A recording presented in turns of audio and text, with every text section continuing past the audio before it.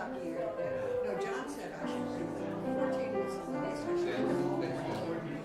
Right. I'm getting this, oh, and it's really disgusting. I mean, it's full of garbage and you know. It's all So we know what they're planning to say about all of this, that it's, it is almost, you know, rather we kill Democrats or just kill. It's not like we raise each one of the one. No, it's just kills. Just put our ship in 1 to 4 times.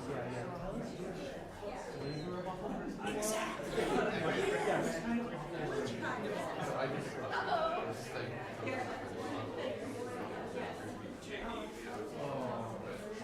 I think it's an interesting thing. Fire! Come on for a minute, around the piano. Fire! Fire! Bring a hymnal. And the idea that he's Bring a hymnal. addressing his choir. Fire! Oh. Bring a hymnal. Come up. Bring Bring a hymnal. You know that great book? Oh, Blue book. Blue book. Blue book. Blue book.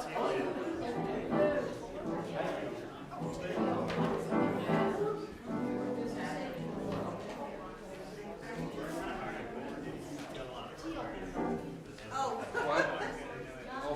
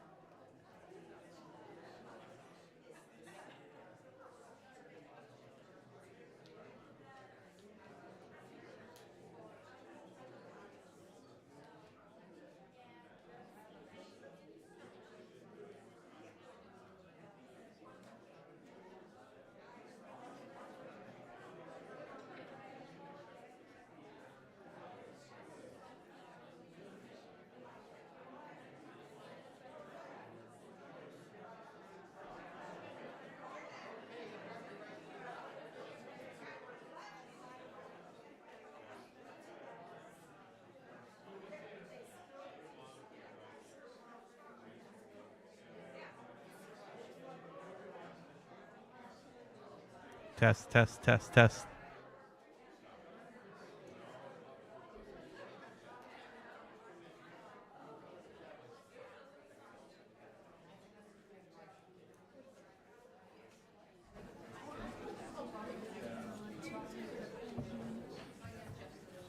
I'm going to put this right here first.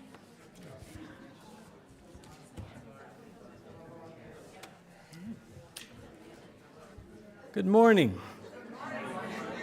And welcome to the Unitarian Universalist Church of the North Hills.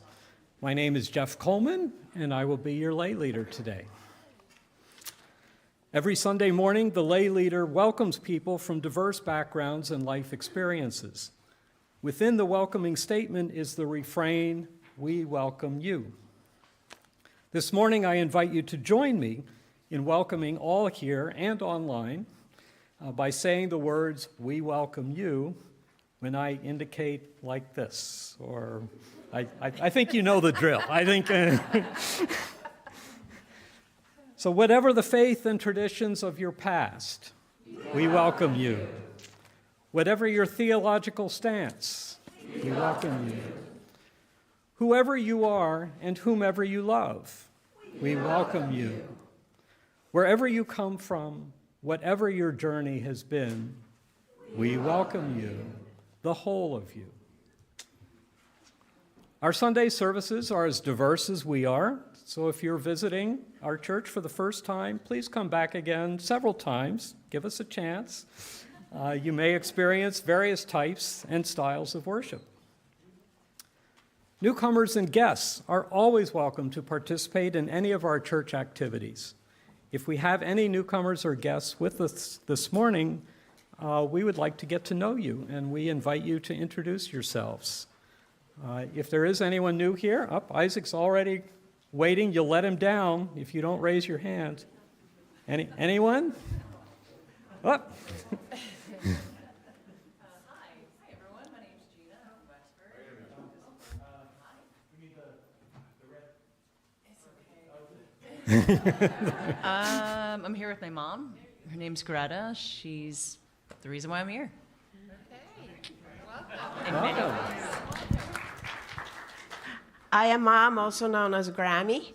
I moved here to Butler. I attended the UU Church of Delaware County, close to Media. But I bought a house here in Butler, and I look forward to being part of the group here. Thank you for having me. Thank you. Anyone else? Gone. Thank you. Please join us for coffee hour after the service, and please stop by the Connections Corner for more information about UUCNH. It is good to be together, both in person and virtually.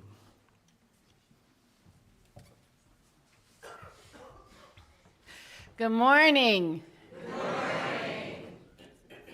My name is Leanne Washington, and I serve as the minister of this beloved community. And I have to say, it is so much fun being your minister. It just really, really is. This month, we have been exploring what it means to be inclusive from different perspectives. This morning, we're going to consider what the concept of, some might say, imperative of inclusion requires us. What does inclusion require of us? As I noted in the description for today's service, from a purely anthropocentric point of view, that is a human point of view, I had to look it up. In my head, I had anthropomorphic, which was the wrong concept. The right beginning, the wrong ending. So I had to look up what the right ending was. All right, so from a human point of view, there are as many answers to that question as there are dimensions of human expression and experience. So with that in mind, I open with words written by Reverend Michel Legrave. We arrive as individuals, as couples, as families, as neighbors, as friends. We got here by walking, by riding. I took out by biking because I didn't think anybody was biking this morning. By driving, by connecting, and we bring with us our joys and our sorrows, our laughter and our tears, our worries and our fears, our questions and our beliefs, our ethics and our values. Some of us arrived early this morning, or joined us 10 minutes ago, or encountered obstacles on their way, or will arrive in a little while, or will sign online later this week, or even next month. We are sitting in pews, leaning on walkers or canes, stretching in the aisles, and relaxing in recliners. We, members, friends, and visitors alike, come from many paths and join together as one congregation to lift up our highest ideals. We have gathered. Now, let us worship.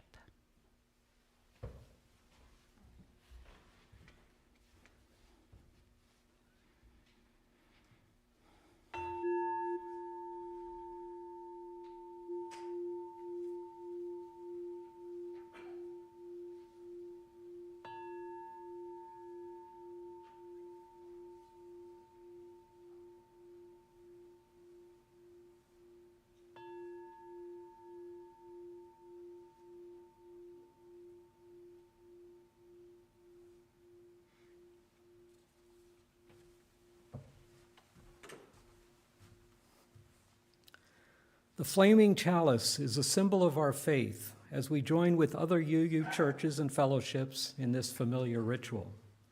As we share the light of this chalice in our sanctuary, we also welcoming those of you viewing remotely to light a chalice of your own. This morning we light our chalice to the sentiments written by Reverend Tess Baumberger and shared by all of us here. This place would be less beautiful without you, Muslim, Christian, Buddhist, Jew, Hindu, humanist, and earth-centered too. This place would be less beautiful without you, your heart honed by hardship, grief, illness, seeking solace and comfort here among us. This place would be less beautiful without you, filled with joy and gratitude, seeking celebration of life's bounty. This place would be less beautiful without you, curious, inquisitive, asking questions, seeking transformations emerging from within. This place would be less beautiful without you, striving to resist a world that tells us we are so much less than we can truly be. This place would be less beautiful without each of us, born here in this morning to seek heaven's fire in each other's souls, our own flames rising to meet. Please rise in body or in spirit as you are willing and able, and join in singing our opening hymn, Let This Be a House of Peace. That's number 1054 in the teal hymnal, the paperback hymnal, and of course the words will appear on the screens.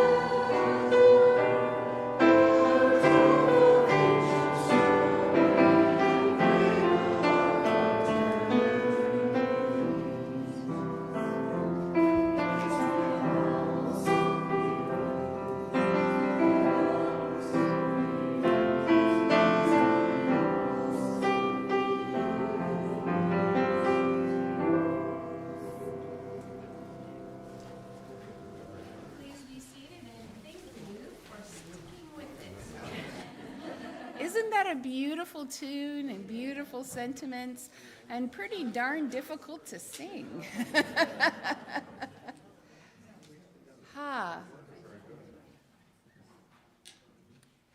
Now that we have expressed our desire for this to be a house of peace, can I ask the Wranglers, who have done a great job of finding us again, maybe? Could I have those two pictures that we buzzed by? There we are. So that was the spread at the back of the room yesterday, and these are the people. Next one. There we go. These are the people who joined together to discuss Reverend Jane's departure, the minister before me, for those of you who are not here. We had a lovely, fulsome discussion, and I think that there will be more to this process. But I wanted you to see that we had what to eat, which is, if I invite you, you're probably going to get what to eat. That's just how I am. And a really nice group of people to spend some time together sharing in this, our house of peace. This is where it's safe to come, to share, to learn, to make mistakes, to forgive and be forgiven. This is our house of peace. And you all are so glad we did this yesterday because there's lots of leftovers. Now, as a community, a beloved community, let us share our joys and sorrows.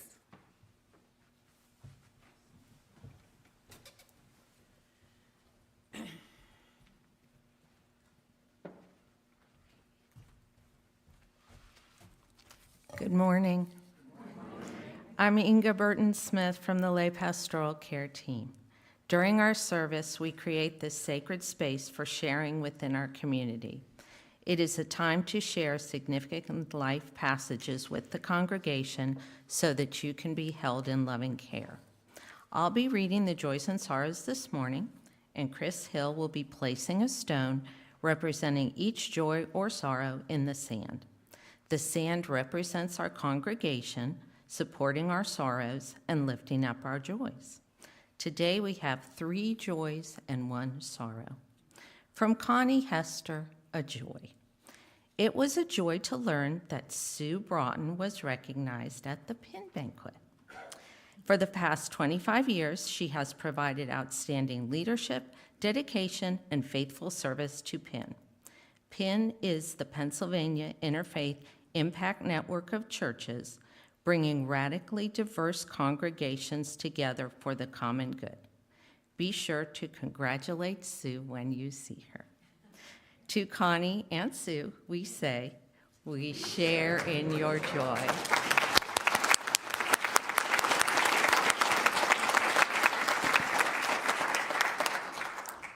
From James Clark, both a joy and a sorrow.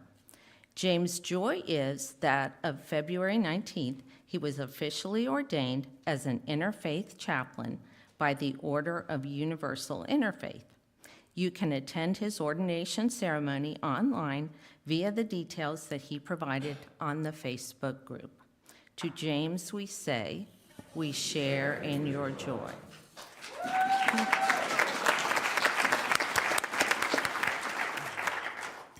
James' sorrow is that on February 20th, his father passed away in a Florida hospice following complications from stroke and a struggle with pulmonary fibrosis. James was able to visit his dad before he died and tell him the important, meaningful, and compassionate things that he needed to, as well as to tell him about the ordination. So to James, we also say, we are holding you in our hearts. From Midge Miles, a joy. David has completed his 6 weeks of antibiotic infusions and is, we hope, now infection-free, ready, and able to resume his active 86-year-old lifestyle. Yay. To Midge and David, we say, we share in your joy. We will now place one more stone in the sand for all the joys and sorrows that exist in our hearts but remain unspoken today. From far and near, please say with me our caring words. Let us hold in our circle of caring each person here. Let us hold in our hearts those who are unable to be with us today. Let us hold in our memories those who have moved on. Let us find comfort in knowing that we are not alone.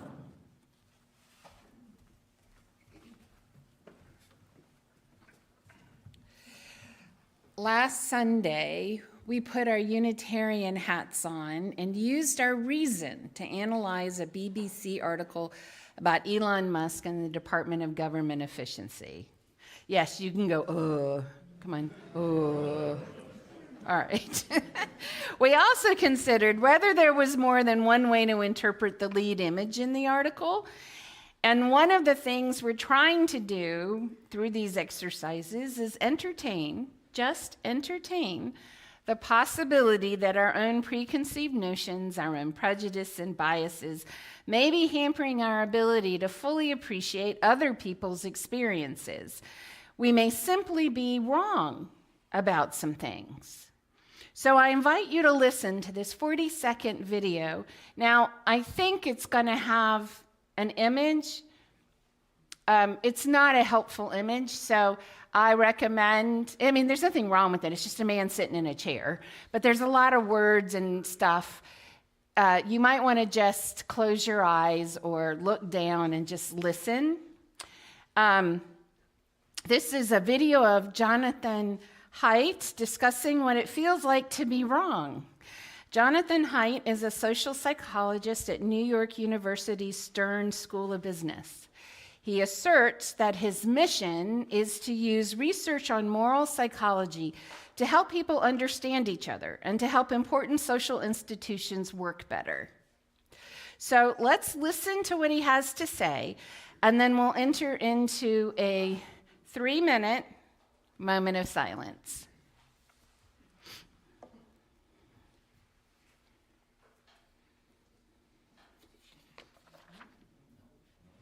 Maybe.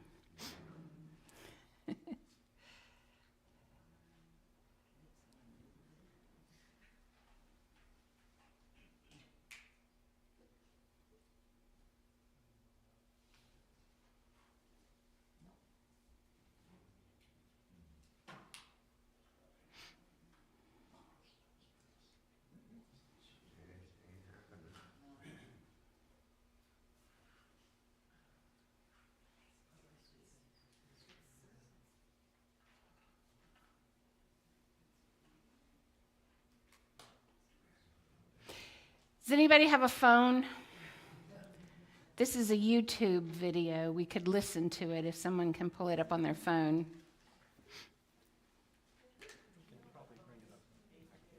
Yeah, they can't figure out what they're doing. Okay.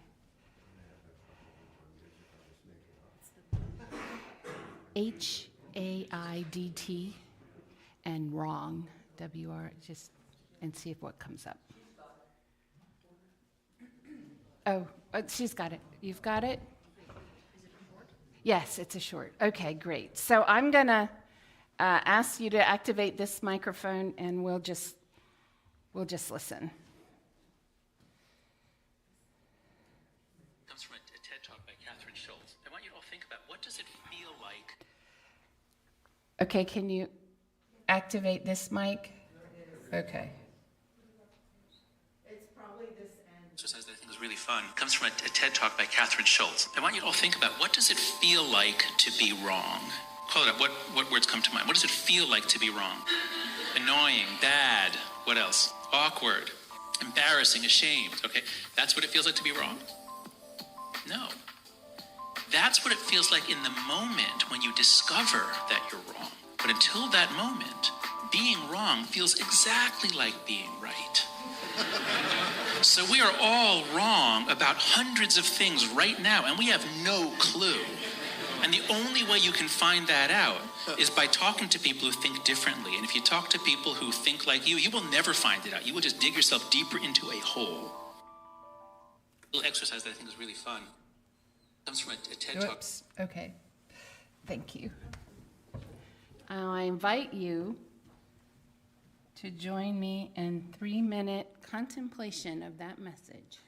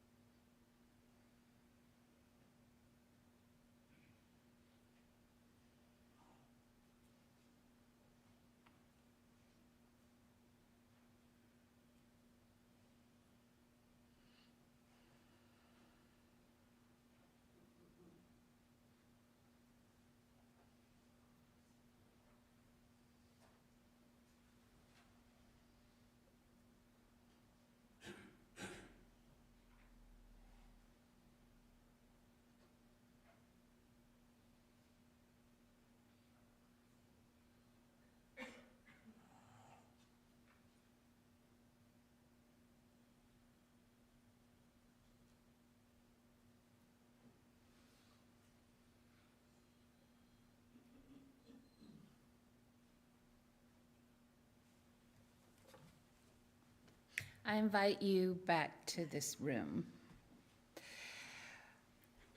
One thing that pretty much every human being wants is to be included amongst some other human beings.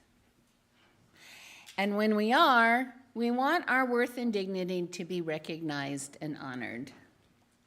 It's no fun being with a group of human beings who overlook you and dismiss you and won't listen to you. One of the things that distinguishes us from all other sentient life on this planet is that we communicate using our voices. And we know that we are included, that we are recognized, that we are valued when we know that our voices have been heard. The voices that yell out for justice, that convey love, that seek to unify us, Our anthem this morning is 1 Million Voices, written by Brian Tate.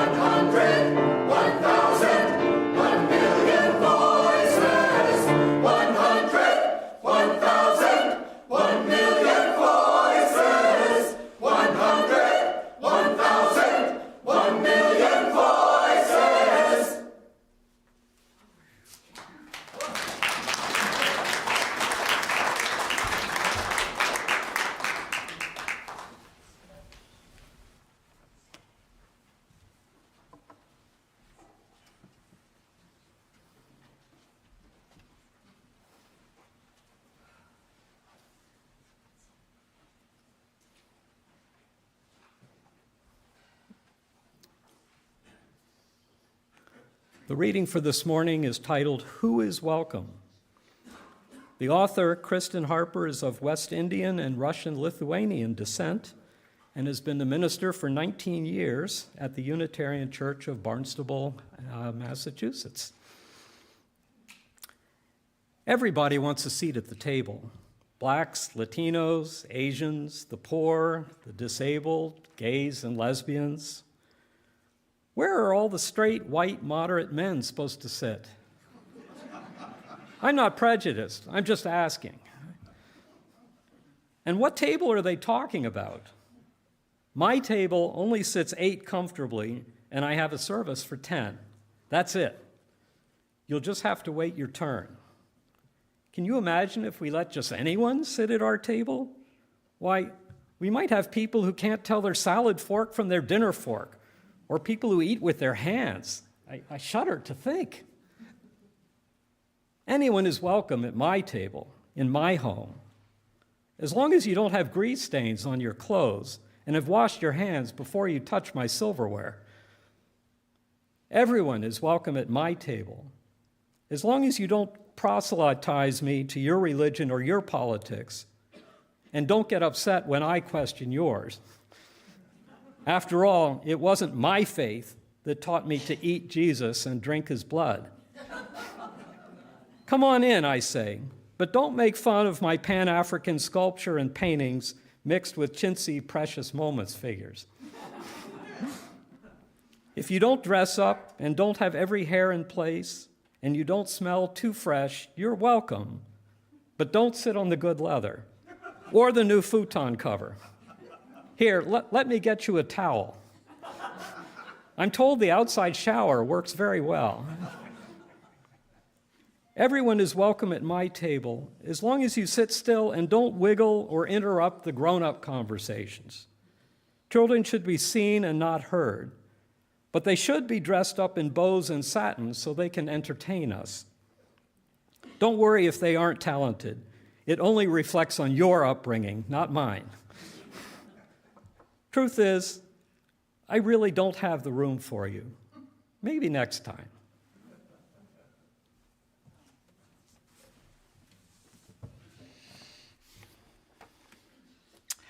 I'm not entirely sure why, but I have loved that reading ever since I heard it 8 years ago. And I have used it several times. You will hear it again in a year or 18 months or something. It just speaks to me so deeply of how we are just not really tuned in to our own implicit biases is the phrase, I suppose. The ways in which we have preconceived notions and requirements that we just think are normal, but if we really examine them carefully, would find out that they do as much sorting and sifting and pushing away as they do welcoming in. Now, these biases and prejudices aren't always on the dimension of race. They exist in every dimension of human existence. So there's race and gender and age and socioeconomic class, occupation, body type, fashion sense, and physical abilities, to name a few.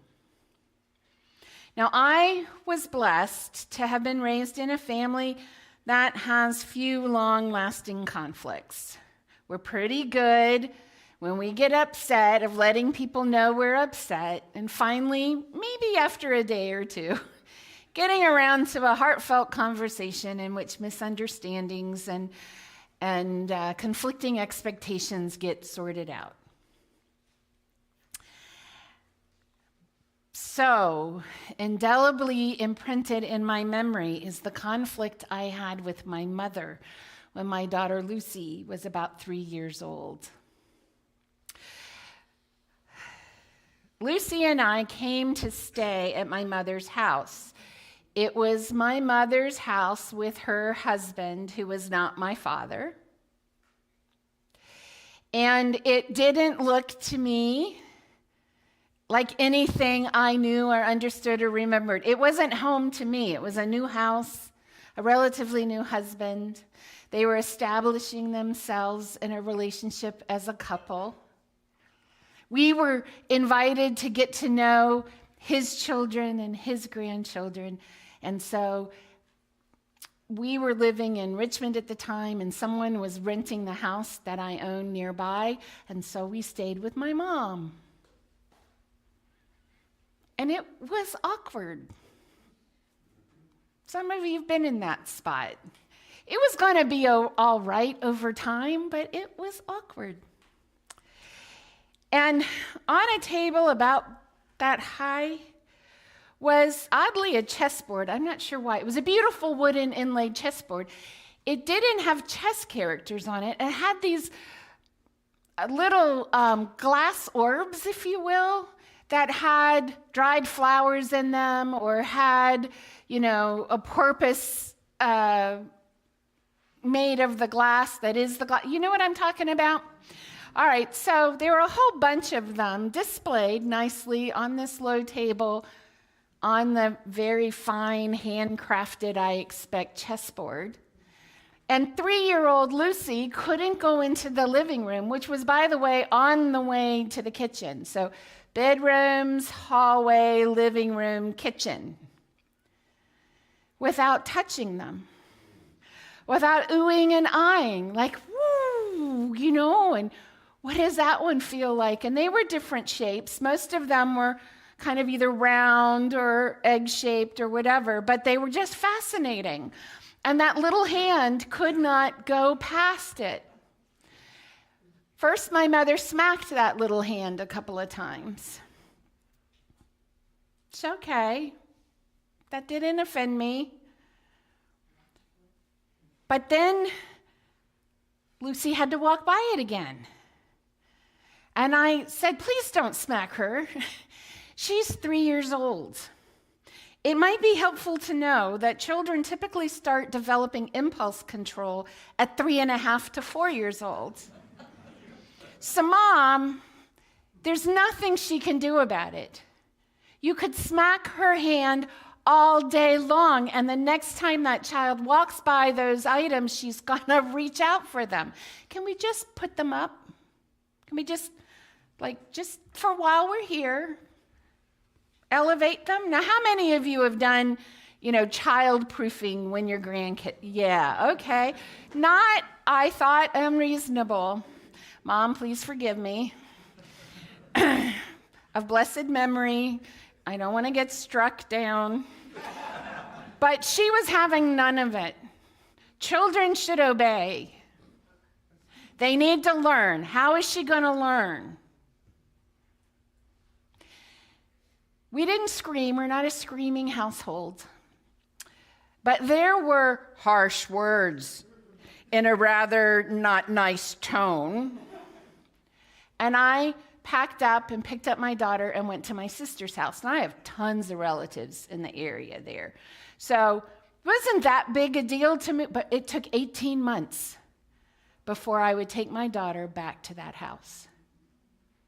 And though I didn't hold on to that when we met in other places, and we did plenty of times in those 18 months, but I didn't come back to her house. I declined several invitations because in that time period, we were not included. We weren't welcome. My mother was simply wrong, but she wouldn't entertain any other possibilities. And so for 18 months, we visited casually in public and at various relatives' houses and things like that.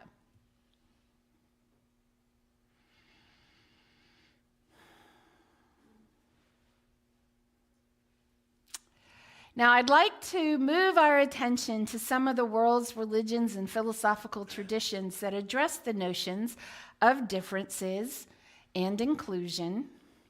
Among the religious traditions we'll talk about this morning are Christianity, Islam, and Hinduism.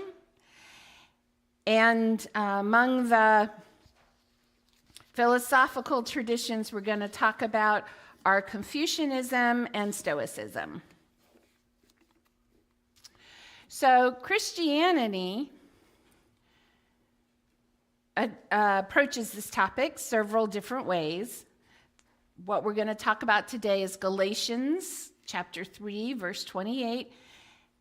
You've probably heard this, those of you who were raised in churches. There is no longer Jew or Greek. There is no longer slave or free. There is no longer male or female. For all of you are one in Christ Jesus. That's what's in the Bible. Now, this verse speaks from the Christian perspective of the radical inclusion preached in early Christianity, emphasizing unity across social and ethnic divisions. And what brought them together was a unified belief that they felt was more important than any of the human social differences. This passage speaks to this idea or ideal of unity. The Apostle Paul, writing to a diverse and sometimes divided group of believers, emphasized that human-made distinctions, ethnic, Jew or Greek, social, slave or free, and gender, male or female, do not define one's worth in God's eyes. This was a radical statement in the Roman world, where rigid hierarchies structured society. Paul's message suggests that their shared faith creates an egalitarian spiritual community where all are equally valued. While the broader historical context of Christianity has not always reflected this inclusivity, this verse continues to serve as a foundation for movements advocating for racial equality, gender justice, and economic fairness within Christian thought. The theological implications of this verse extend beyond mere tolerance and call for a deep inclusion where divisions are not merely acknowledged, but actively dismantled. In modern Christian practice, this scripture is often cited in discussions about social justice, LGBTQIA+, inclusion, and interfaith dialogue. It challenges believers to see beyond cultural constructs and affirm the inherent dignity of all people. The idea that all are one in Christ Jesus, which is the quote, has inspired figures like Martin Luther King Jr., Desmond Tutu, and other faith leaders to fight for a world where love and justice transcend societal divisions. Moving to Islam, in the Quran, Surah Al-Hajarat, chapter 49, verse 13. O mankind, indeed, we have created you from male and female and made you peoples and tribes, that you may know one another. Indeed, the most noble of you in the sight of Allah is the most righteous of you. Indeed, Allah is knowing and acquainted. That's the verse. This verse highlights the idea that diversity is divinely ordained and that righteousness, which we should understand as living in right relationship with God, with other human beings, and with all creation. Not race or status determines worth in God's sight. This verse from the Quran underscores the idea that human diversity is a divine intention, not an obstacle or a mistake or an evil. In pre-Islamic Arabia, tribal identity was central, and conflict often arose from divisions from the groups. The Quran shifts this perspective, suggesting that differences in nationality, ethnicity, and tribe exist not for separation, but for mutual understanding, that you may know one another. The verse emphasizes that the only criterion for divine favor is righteousness, trying to live in right relationship. Not lineage, not wealth, not social status. The teaching has historically been a cornerstone of Islamic teachings on justice, racial equality, and unity.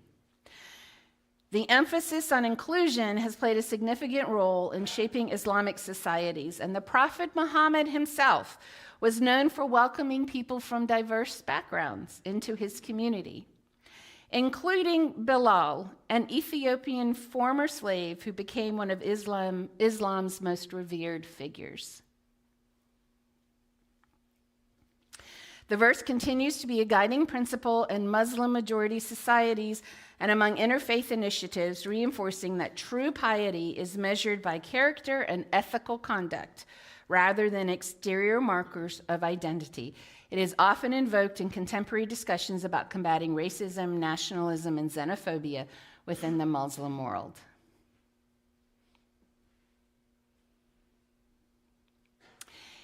In Hinduism, in the Bhagavad Gita 9:29, it says, Krishna says, I am the same to all beings.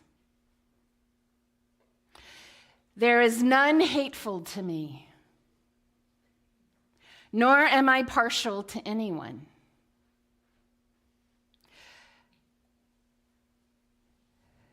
Those who worship me with devotion are in me, and I am in them.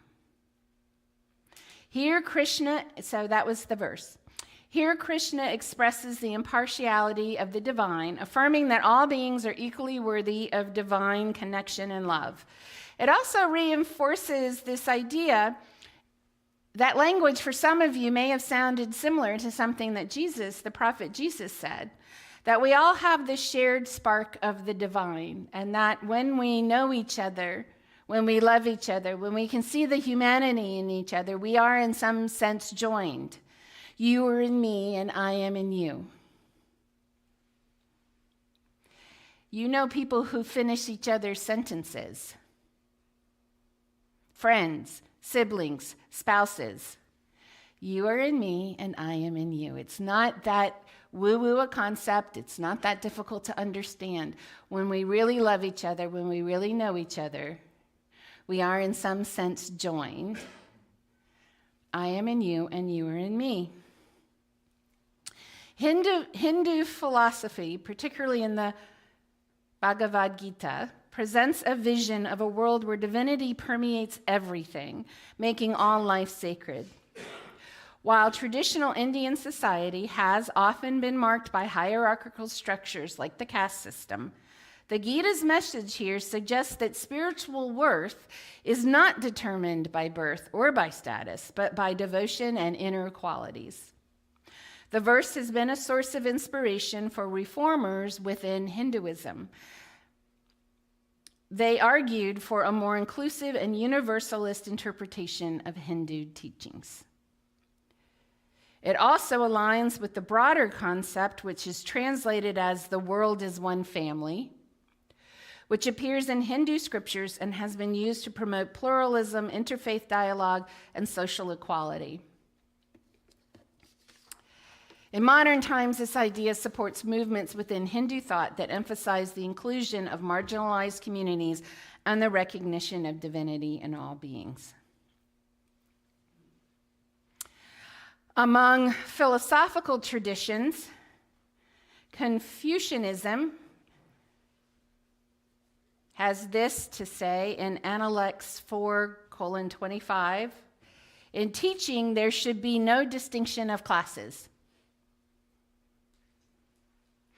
Confucius emphasizes that wisdom and learning should be available to all, regardless of social status, prompting an inclusive view of education and moral development.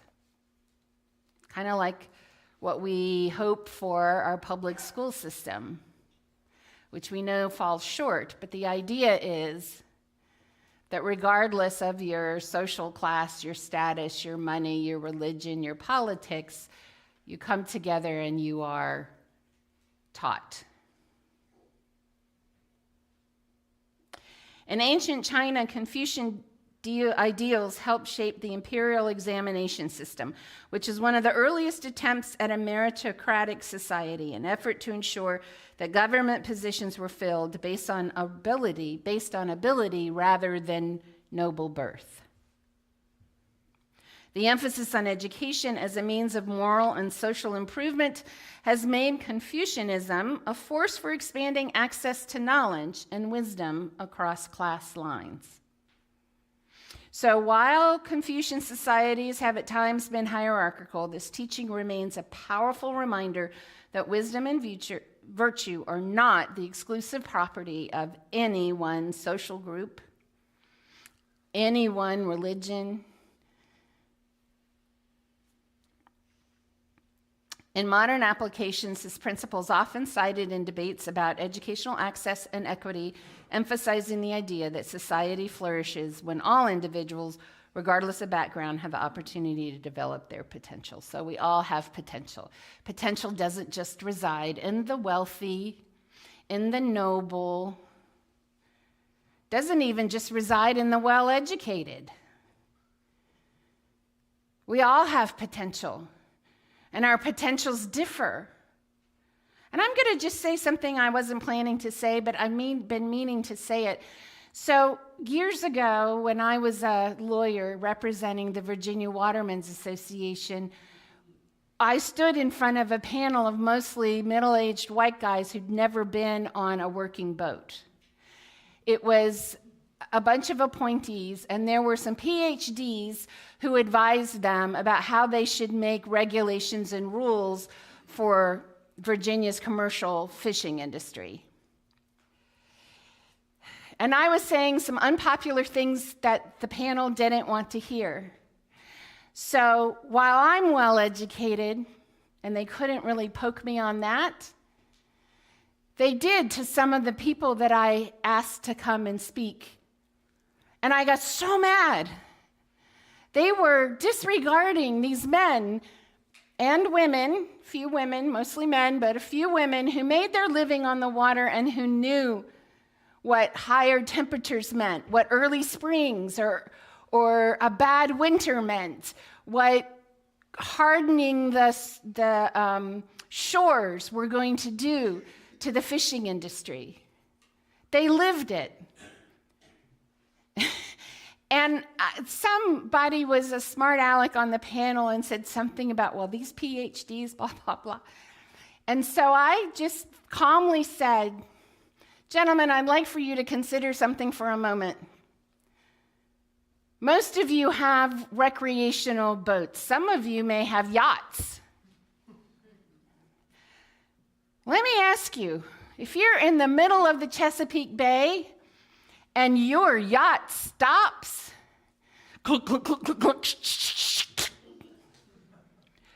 do you want on that boat with you? One of these PhDs or one of the watermen I represent who've been taking apart diesel engines and putting them back together since they were about 8 years old? Just saying. There are many different ways to be smart, many different skills, and many different kinds of understanding. And if we focus too much on the formal education that many of us in this room hold, then we are missing out on the connections that we can have, the meaningful connections, and the appreciation that we can show to people who have different skills, different forms of knowing, different kinds of wisdom. I'll get off my soapbox now. Stoicism is our last philosophical tradition. As the sun does not wait for prayers and incantations to rise, but shines forth and is welcomed by all, so you should not wait for applause or praise to do good, but be a light to all.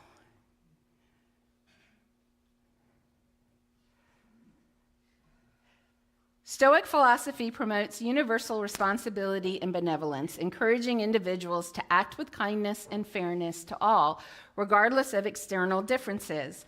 Stoicism, as articulated by thinkers like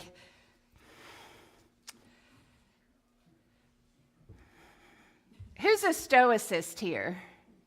Ah, okay. Epictetus. Titus? That's what I was, okay, Epictetus. Right, yeah. I wasn't sure what to do with that E. Anyway, philosophers like him emphasize the universal. See what I did there? The universal nature of virtue and the importance of treating all human beings with dignity. The passage comparing the sun's impartial light to human goodness suggests that kindness, wisdom, and justice should not be reserved for a select few, but extended to all. This idea is closely tied to the Stoic belief that all people belong to a single global community bound together by reason and virtue rather than national or social divisions. This inclusivity is particularly striking given that Epictetus himself was born into slavery. His teachings reject external status as a measure of worth, arguing instead that virtue alone defines a person's true character.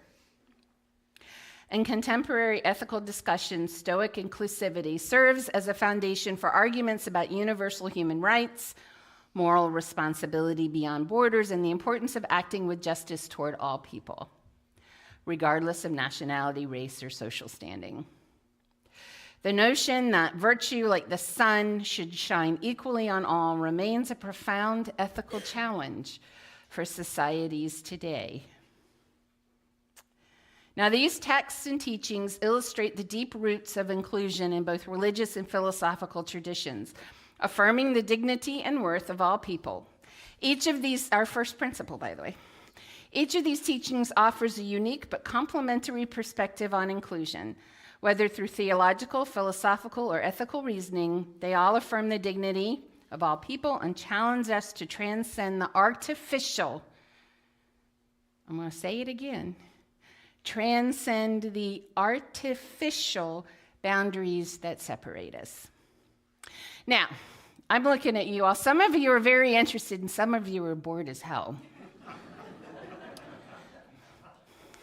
I'll just tell you, whenever I find a principle over different religious and philosophical traditions, it makes my heart jump. So I apologize to those of you for whom this isn't hitting your sweet spot, but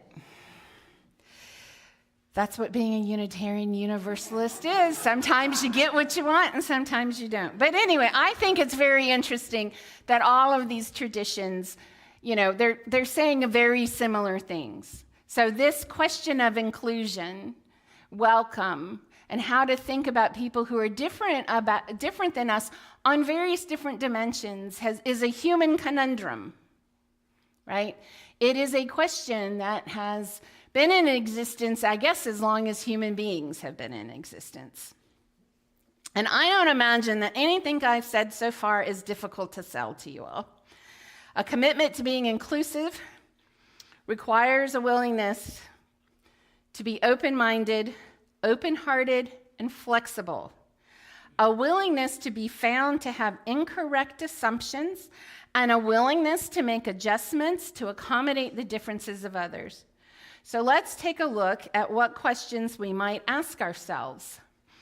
For the Wranglers, I'm going to ask these questions, and then don't you have some pictures? Maybe. Yeah. Yes, you do. Okay. First, I'll talk, and then I'll tell you when to pull the pictures up. So I have a series of questions, and I'm going to end with a question. So this isn't a day where I have the answer for you. I have the questions for you this morning. On an interpersonal and community relationship dimension, these are some questions that we can ask ourselves. How do I respond when someone expresses a perspective that challenges my own? Good question. Huh? Do I make space for others to share their experiences without assuming I already understand them? When I meet someone new at church, do I take the time to learn about their background and what brought them here? and not have the first question out of my mouth, where do you live and what do you do? Put those away. How did you find us? What do you like to do with your free time? Seen any movies interesting or read any interesting books lately? Find a common interest without asking, where do you live and what do you do?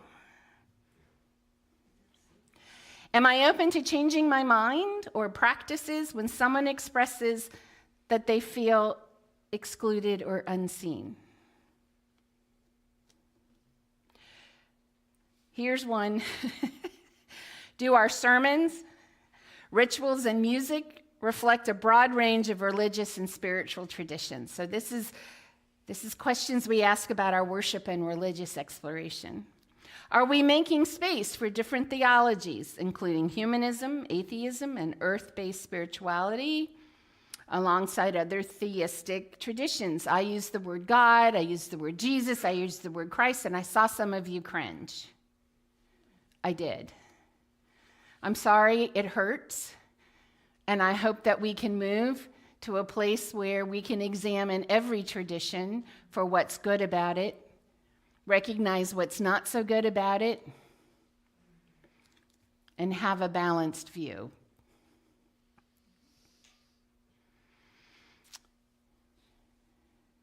Are our children's religious education programs designed to honor diverse cultural backgrounds and life experiences? Do we include diverse voices, both historically and currently marginalized, in the stories we tell and the wisdom we uplift? With regard to our physical and emotional spaces, is our building and worship space accessible to people with mobility, vision, hearing, or sensory challenges? This congregation has done some good work along those lines. There was one thing I noticed last Sunday or the Sunday before, which we'll talk about in a minute, that we could work on a little bit.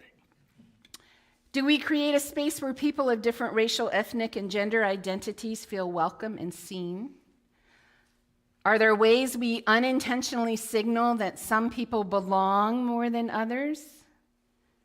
By using things like insider language, gathering in social cliques, kind of not wanting to open the conversation circle when somebody walks up to you? Or traditions that may exclude newcomers?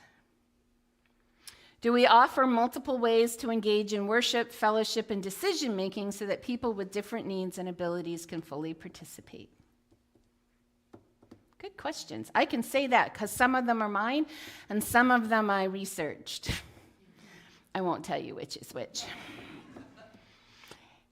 Now, I'd like us to put up the pictures.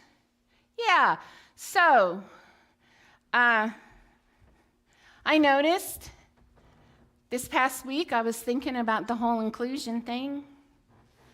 And on this side, on the left side, is what you see when you walk in. So how do we know that we have gender-neutral bathrooms?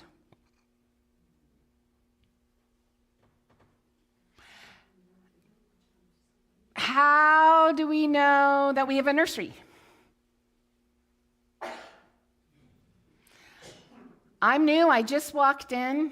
Maybe I walk in late, so there's nobody at the, or maybe I'm the type of person who really doesn't want to be greeted. There are a lot of you in here, I know.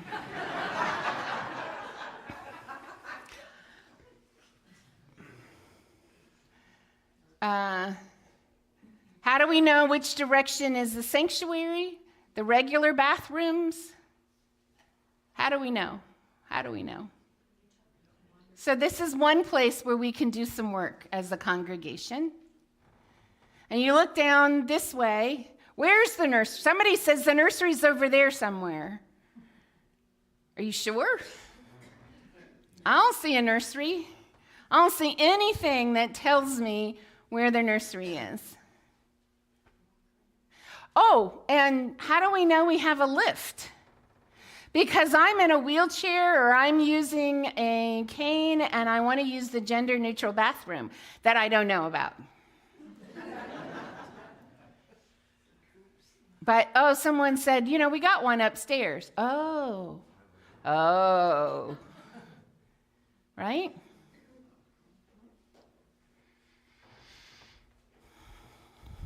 That's it, right? That's the only pictures. There weren't any others that Robin snuck in. I have to watch her. She really likes pictures. So inclusion isn't just about who is welcome in the room.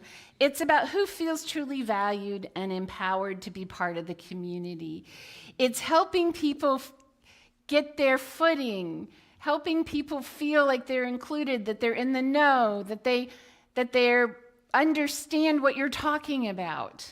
It's realizing, it's being sensitive so that when you are with someone who doesn't know what the UUA is, or the UUMA, or the,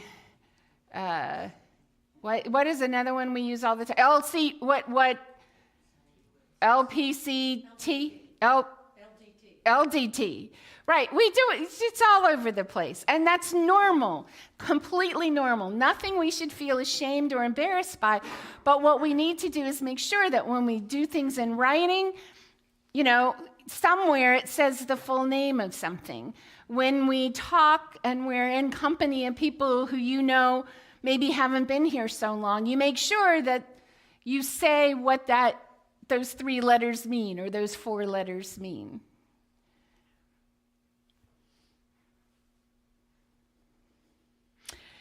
So I'm leaving you with a desire to have a couple of you maybe let me know this week that you're interested in helping me sort this out and getting some good signage up.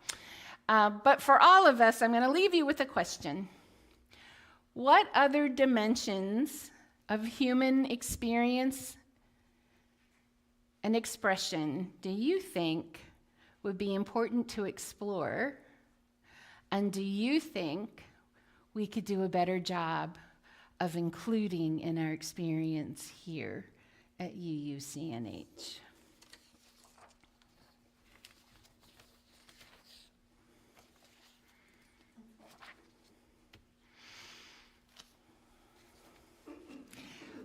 As Unitarian Universalists, we often say that we would like to be one, by which we don't mean like one person all glued up together, but maybe of one mind or one heart, one understanding of welcome and tolerance of differences and embracing of people.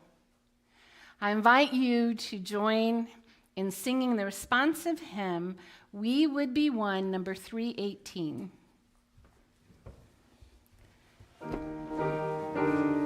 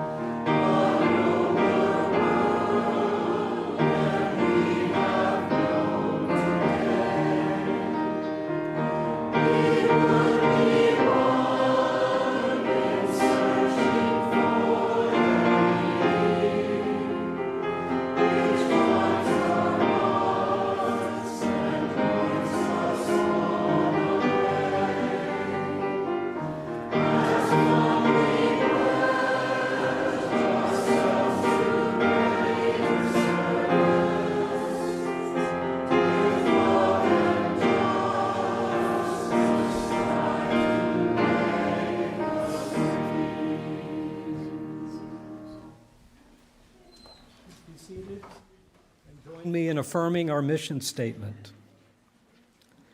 By building a loving religious community that nourishes the spirit, celebrates life, and cherishes the connectedness of all things, we will transform ourselves and our world. Generosity is a spiritual practice, one that enlarges the heart and lightens the wallet.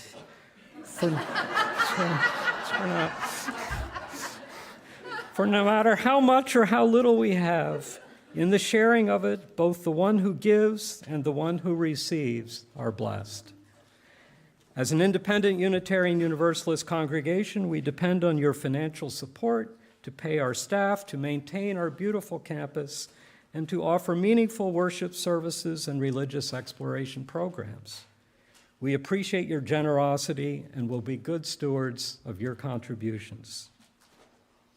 Instructions for online contributions will appear on the screens. If you're visiting us for the first time, feel free to let the basket pass. Your presence with us is your gift to us. The morning offering will now be given and gratefully received.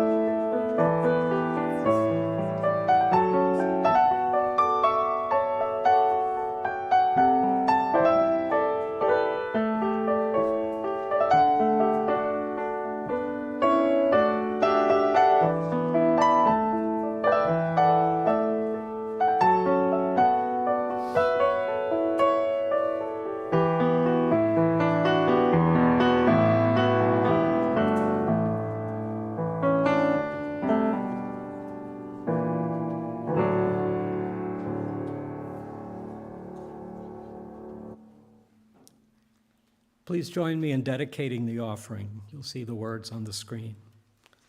May these gifts and the work of our hands and hearts give power to all we stand for as a community of faith.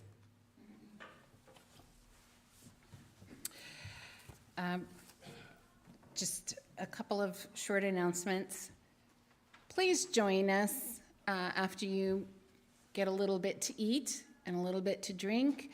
Violet is having a visioning meeting. Violet is our religious education professional, and she wants to speak not only to children's religious exploration, but she also is going to speak to Green Sanctuary because she has an expertise in horticulture and public relations and fundraising.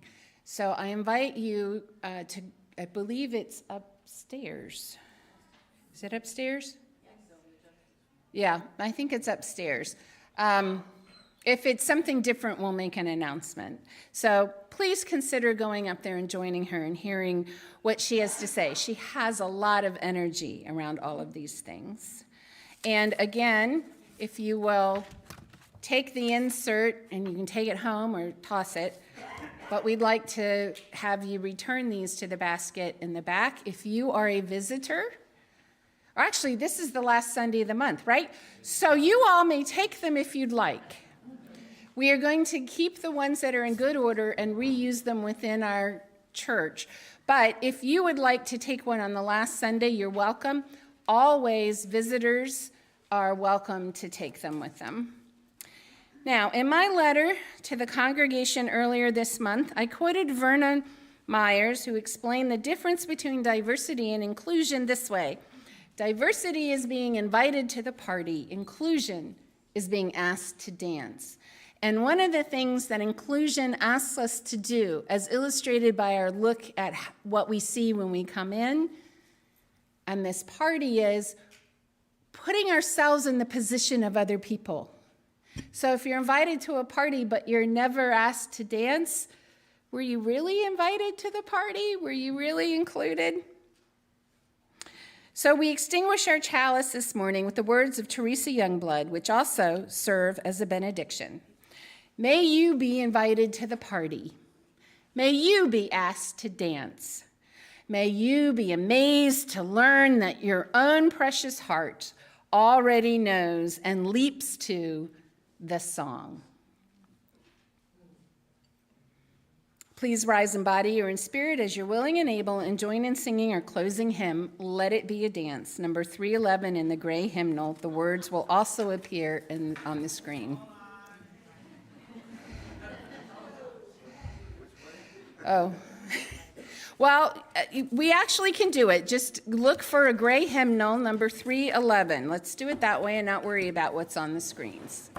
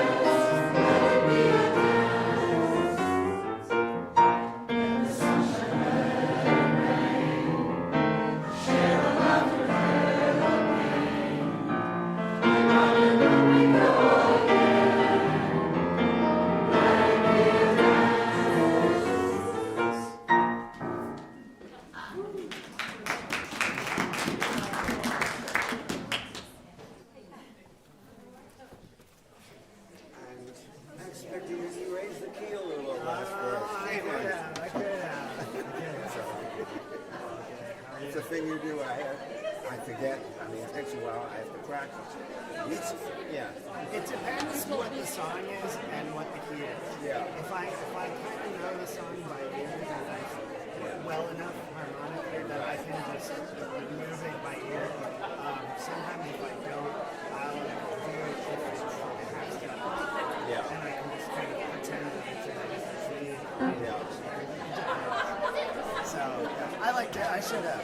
sometimes it's a fun. But it's a thing you do very easily. I don't really contemplate it. Yeah, it's a nice tool to have in the tool bag. To like, yeah, it's very fun to do. It's easy to keep written. I can see it as sharpening it up. And I can do Yes, that. exactly. This is B flat, so then I go to B, which makes it a little. So.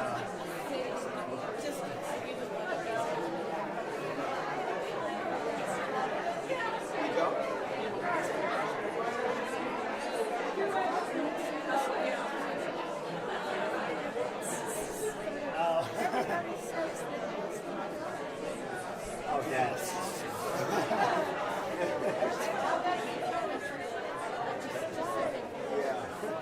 Yes.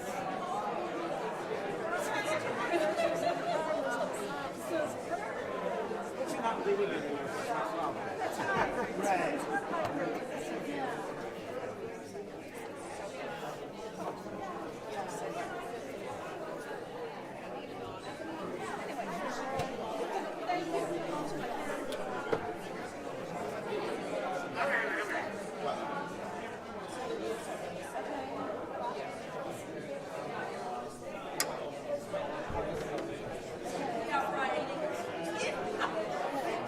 I think there was an ad-lib to just make that the end of the service, I guess.